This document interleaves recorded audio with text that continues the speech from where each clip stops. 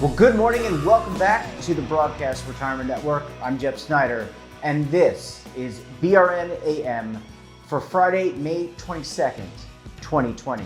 Here are our top stories. The Federal Reserve Chairman and the Treasury Secretary weigh in on the economy.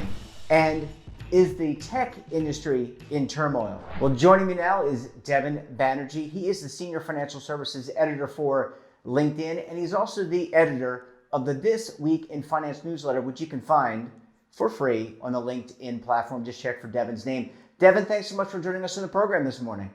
Always a pleasure, Jeff. Thanks for having me.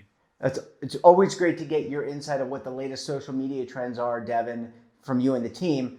What's top of mind this week? I know you wanted to talk Federal Reserve Chairman and the Treasury Secretary, Steve Mnuchin.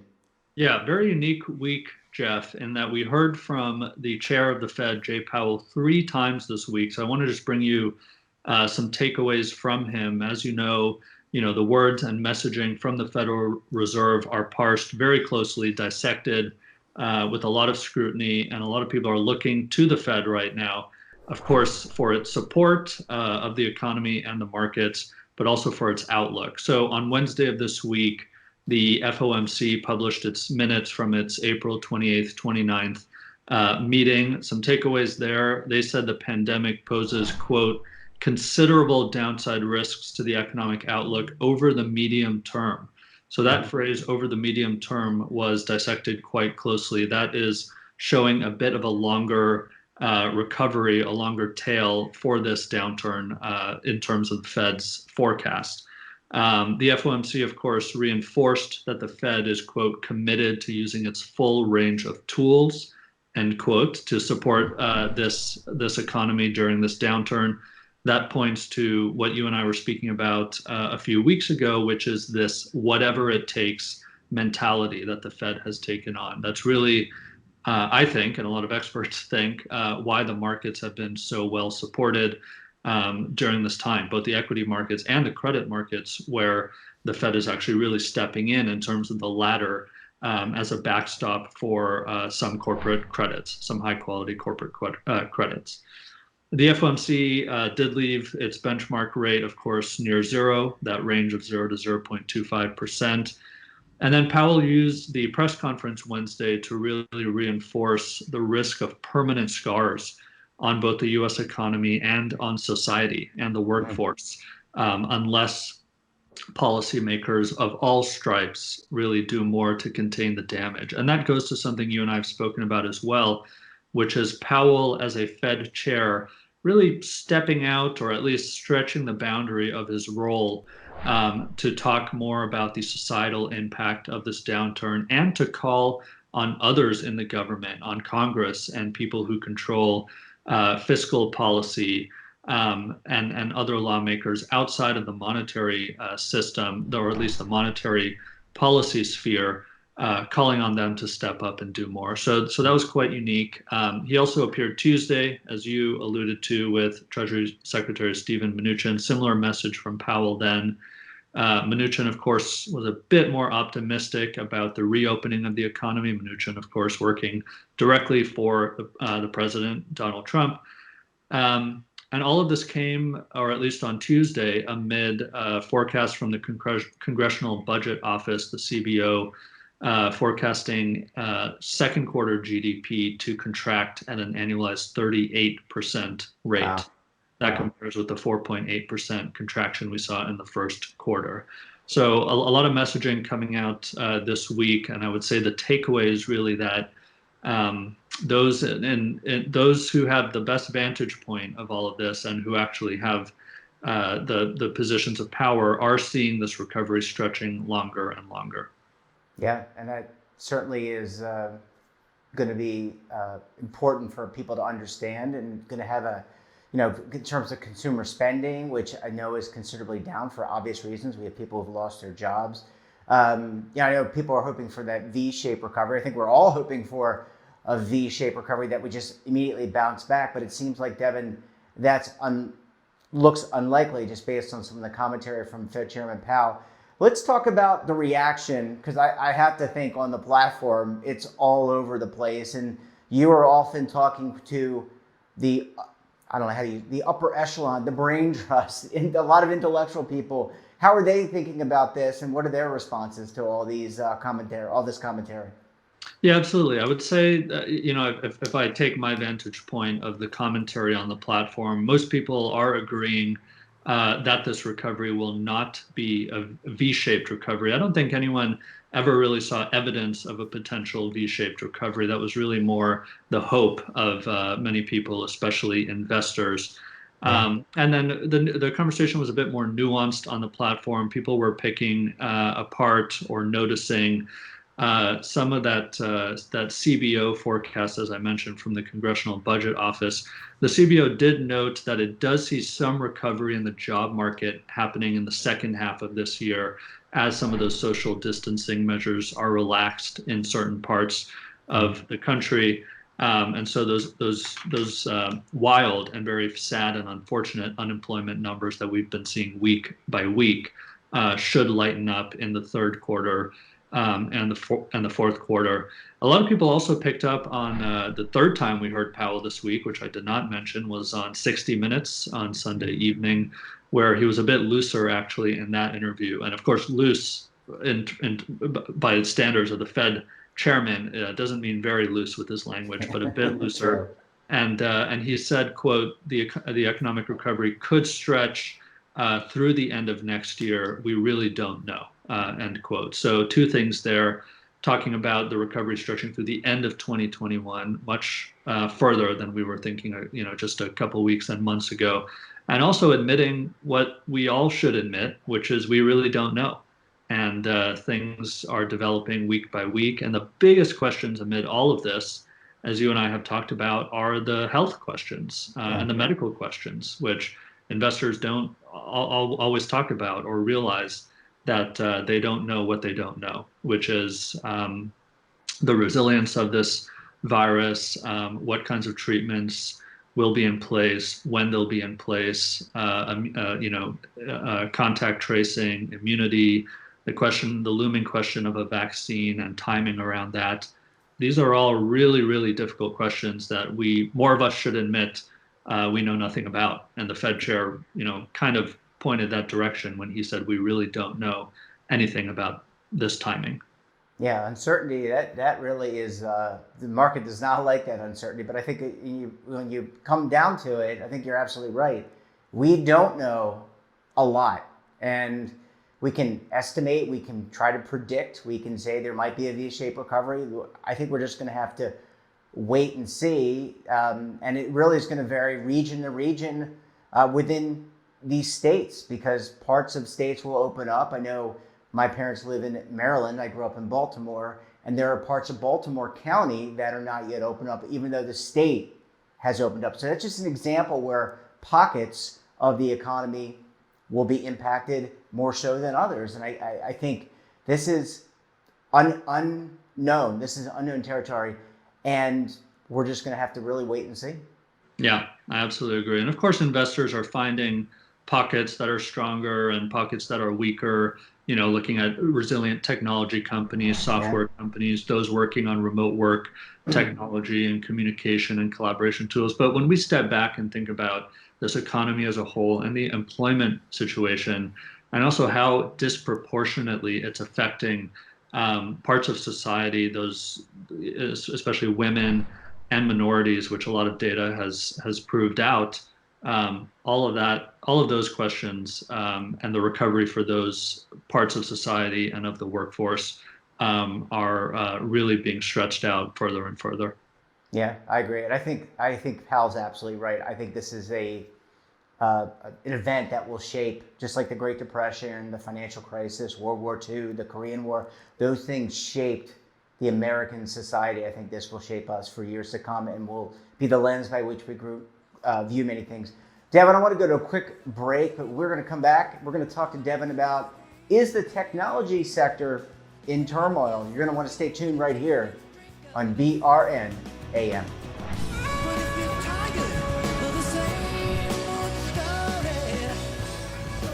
Imagine a new television network that will make you richer, healthier, and in control of your financial future.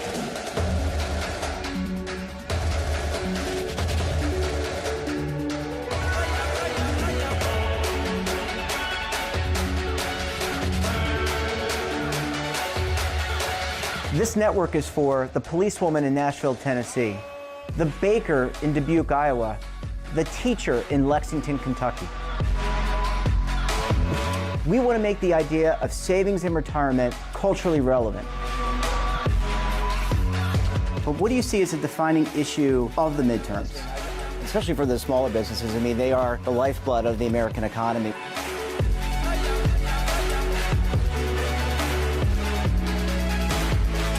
Featuring exclusive interviews, current affairs, and docuseries. 33 years old, you retired early. The philosophy is money only matters if it helps you live a life that you love. But you got to start thinking about retirement as soon as you get in. The Broadcast Retirement Network will drive very high engagement with premium partnerships. So this isn't retirement and savings for your parents or grandparents. This is for all Americans. And we're going to change the way you think about money.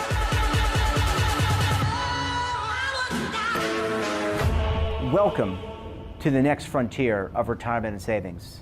This is BRN, the Broadcast Retirement Network. The windows on our homes, they protect us and the ones we love, but they do much more. At Renewal by Andersen, making your home more comfortable is at the center of every window we make. It's why we custom build our windows in America and install them in as little as 1 day. It's why we build our frames with exclusive Fibrex composite material that's 2 times stronger than vinyl. It's why our glass helps keep your home warmer in winter, cooler in summer, and quieter all year long. It's why we stand behind every window with a 20-year limited warranty. Why not help lower your energy costs while giving your home and family the best? Call 1-800-835-6525 to schedule a free in-home consultation. Buy one, get one at 40% off with this special offer. Plus, get special financing with no money down, no monthly payments, and no interest for 1 full year. Renewal by Andersen, the better way to a better window. Call 1-800-835-6525 now. Welcome back. We're joined this morning by Devin Banerjee, Senior Financial Services Editor for LinkedIn. Devin, as always, thanks so much for sticking around this morning. Absolutely, Jeff. Happy to. It's great to see you, and we talked about what the recovery could, should, may look like. We don't know. Let's talk about a sector. Let's talk about the tech economy, because that really was a bastion of really good news results since the last couple months, since this event unfolded. But now it seems like the technology sector is in a bit of turmoil. What can you tell us there? Absolutely, Jeff. Yeah, there's a lot of nuance to this huge sector, and I think what we're seeing is a real bifurcation occurring, as well as a realization that this sector is not all insulated right now, and some of the shine is coming off there. So just this week, we saw some big additional rounds of layoffs in the sector, especially with companies focused here in Silicon Valley, where I am right now. So Uber on Monday saying 3,000 additional workers to be laid off. That came after 3.7 thousand were laid off 2 weeks ago. Now that's been about a quarter of Uber's workforce. For Lyft, during this downturn, it's been about 17% of its workforce laid off. Wow. Airbnb, of course, about a quarter of jobs. And we're starting to see this with the big guys as well, those big resilient companies, not so much layoffs, but some of the shine coming off. So Microsoft, which I should say is the parent company of LinkedIn, said publicly that it has temporarily frozen some recruitment, some hiring for some roles, while it continues to fill strategically important roles during this time. The same in some public comments from Google leaders over the past few weeks, and some good reporting about this week in the Wall Street Journal. One Uber hardware engineer who was recently laid off, Joe Taylor, said typically on his LinkedIn he was getting 10 plus recruitment pings a week. Now he's seeing about 2 to 3, if any at all. So the whole kind of vibe here in Silicon Valley has totally shifted, totally changed, and we're seeing some tech leaders really stepping up and stepping out during this time, doing some unique things. Last night, which we should say was Tuesday night because we're recording this on Wednesday, Yep. Dara Khosrowshahi, the CEO of Uber, tweeted out a directory of some of those thousands of Uber employees who are being laid off, a directory of their names, their roles, their skills, so that other companies that are able to hire can find some candidates among those being laid off at Uber. This followed Brian Chesky of Airbnb kind of starting this trend 2 weeks ago. So that's been really interesting. Now, there have been some bright spots, of course, as I mentioned, a bifurcation occurring. And in the last segment, we talked briefly about, communication, collaboration, software makers, remote work technology makers, cloud computing. There's a fourth one on that list that's really shining right now, which is cybersecurity jobs and companies. And a couple trends happening there. Remote work right now really necessitates better safeguards with our technology. Also, ransomware attacks, data breaches that we've seen for the past several years have really continued unabated during this time. I mean, just in the past couple of days before this period we're filming right now, we've seen EasyJet, Home Chef, several companies publicly announcing data breaches, also the state unemployment systems in Ohio and Arkansas and others. So cybersecurity professionals and jobs, really another bright spot right now. Yeah, and it's another bright spot. I've heard that COBOL programmers are in demand because a lot of those unemployment, those systems that are used by some of the states and local governments, they're still using COBOL. So a lot of us old timers, myself included, who understand and know COBOL, we're getting the old pings and asked to kind of step back in and do a little coding. But, in all seriousness, Devin, I mean, obviously people aren't taking rides. They're not using Uber. They're not using Lyft. This is causing a contraction. And I'm glad you were able to kind of break down some of these nuances. I do think, I mean, just today, I think I got 2 or 3 emails that look like ransomware or phishing. I didn't click on them, but definitely see that on the ascendancy. So it's nice to know that there are jobs available. And look, we talk about reskilling all the time. I think if you're a software or hardware engineer at Uber or at Lyft, there's no reason why you can't reskill and learn about cybersecurity and what it takes to stop malware and phishing attacks, right? I mean, I think some of that ports over. So I know Silicon Valley, they're looking to leverage people who have that expertise. So I think that's certainly a good thing. But anytime you lose your job, it's a tough nut, especially when you have 36 million people across this country who are unemployed. Yeah, you're absolutely right that reskilling was a large part of the conversation on our platform around these featured stories. Another big part of the conversation was regarding relocation and effects on the real estate market here in Silicon Valley, but also in other expensive, high cost of living cities in the U.S. that have really been anchored by certain industries, especially technology, places like Seattle as well. So we featured a Zillow Harris poll this week showing that 2/3 of people teleworking right now would consider moving if this work from home flexibility continues. We featured a great story from Bloomberg by Sarah Fryer, a friend of mine, quoting many tech workers who are considering moves to places like Portland and other places. She quoted Dylan Hecklau, a tech worker here in the Valley, in Silicon Valley, saying, "With nothing keeping me here, I just can't justify paying these rent prices." Twilio, which is one of the hottest companies in Silicon Valley right now, told Sarah they expect about 20% of their office-based employees to transition to remote working over the long term. But Twilio also admitted that there are a lot of complicated questions that come with this trend. For example, should pay be adjusted accordingly if people are moving to lower cost of living places? I mean, it just makes good business sense for a company to maybe take that into consideration.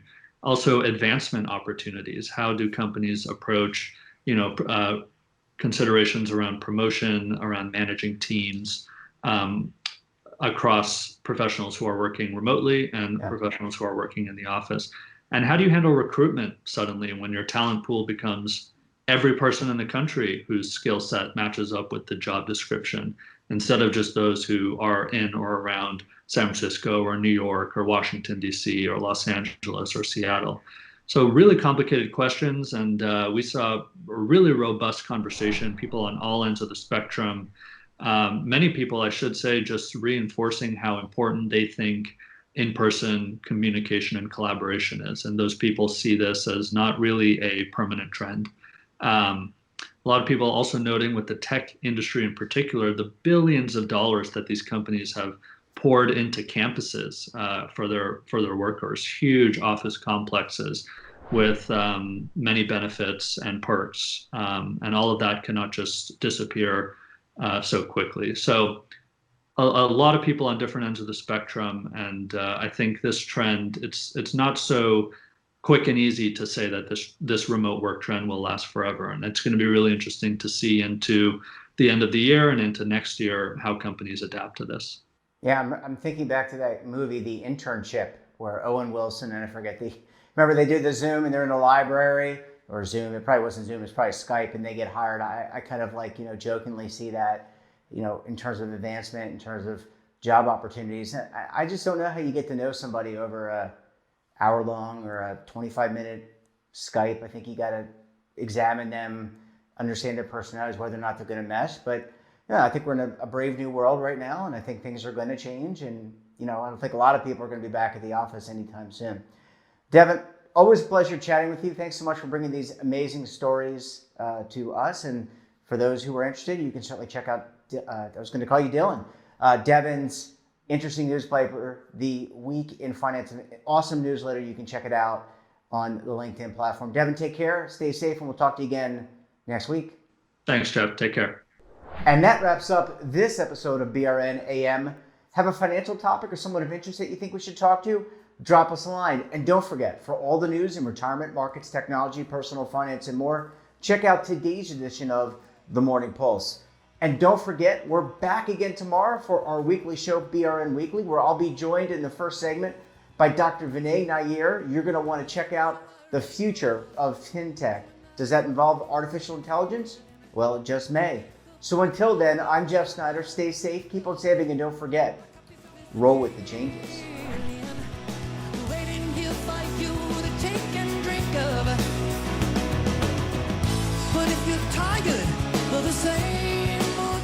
Attention! The Centers for Medicare and Medicaid Services has officially authorized new benefits that Medicare Advantage plans may include. To get the benefits you deserve, you can call the Medicare Coverage Helpline. Hi, I'm Joe Namath. If you're on Medicare, this is important information. I called the Medicare Coverage Helpline and they instantly looked up my coverage. In this one simple call, they offered to enroll me in a plan that includes rides to medical appointments, private home aides, doctors and nurses' visits by telephone, and even home-delivered meals. The plan also includes dental, vision, hearing, and prescription drug coverage, all at no additional cost. Don't delay. Call to see if the new benefits are available in your area. Call the number on your screen now. It's free. Call 1-800-757-1451. That's 1-800-757-1451.